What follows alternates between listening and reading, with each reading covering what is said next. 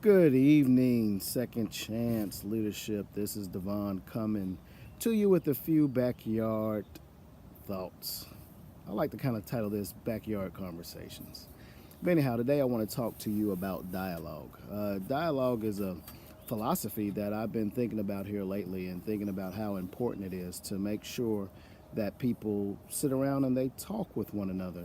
If you check out any news outlet and you look at society today, people much uh, assume just pick up the phone and call the police than to sit down and have conversations with people. And that is one factor that our society is missing. It's just the conversation piece. So, as some of you may have heard, or some of you may have had a conversation with me about my new venture. I'm working in the Department of Corrections, and in our corrections department, we have dialogue.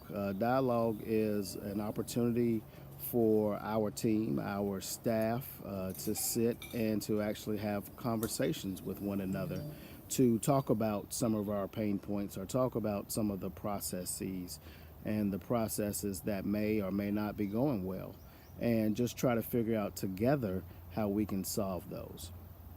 So there's four different components when it comes to dialogue that one must take into account, and the first one is voice.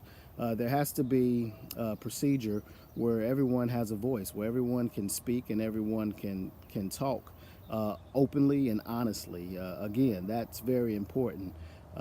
Even before that, kind of backtracking a little bit, you have to have a safe environment. You have to have a safe environment where there's no titles, there's no there's no hierarchy system. Folks are just sitting there truly to have a well-informed conversation and just to share some things that is on your mind. And voice is very important. I think in schools a lot of times we talk about student voice and making sure that we hear student voice. Something that I have learned in my career, although it's probably a little bit too late, but one that I really have started to think about here within the last 4 or 5 years is just voice, student voice in particular. Making not only that we hear student voice, but we act upon it. A lot of times we will talk with people and ask them, what are you thinking? But then when we ask them what they're thinking, do we put action to it? Do we truly want to know what it is that they are thinking? And that's what I mean when I talk about voice. When people are able to sit and have an open conversation and not holding back, but one where they openly share and not fearful of retribution or retaliation or anything like that.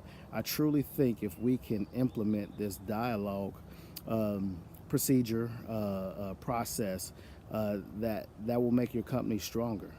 I think about Google when they thought about what makes the strongest team, and this report has been well documented.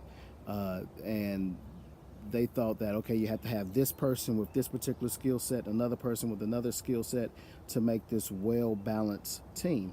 But in essence, what they found out from their study at Google was that it's more important to have an environment where your employees felt safe, where people were free to take risks, where people were free to share ideas, whether they agree or disagree. They had the ability to share their thoughts and share their ideas in order to make a strong team.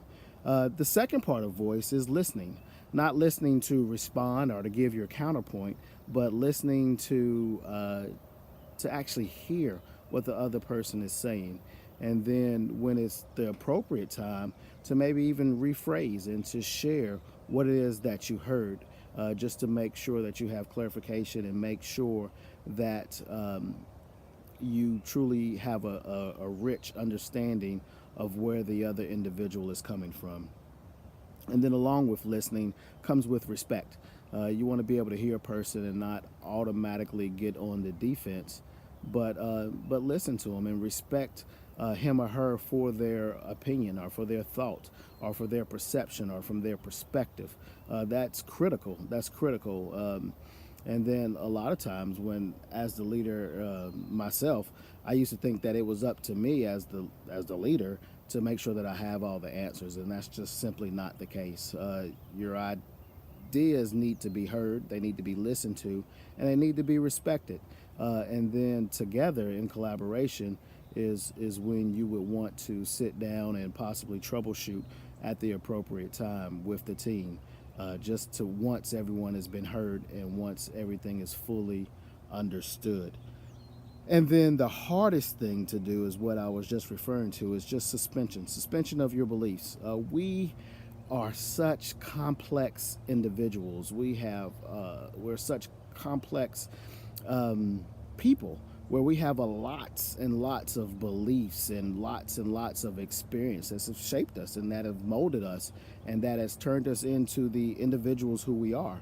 And we have to make sure we suspend those beliefs. We have to make sure that we stay cognizant, and we have to stay in the moment at that particular time, so we are aware of our biases and our beliefs, and that we are of course definitely not condescending, but that we actually hear and take time just to kind of reflect on what another individual is saying, so that we can give value to their statement, regardless of what our positioning is.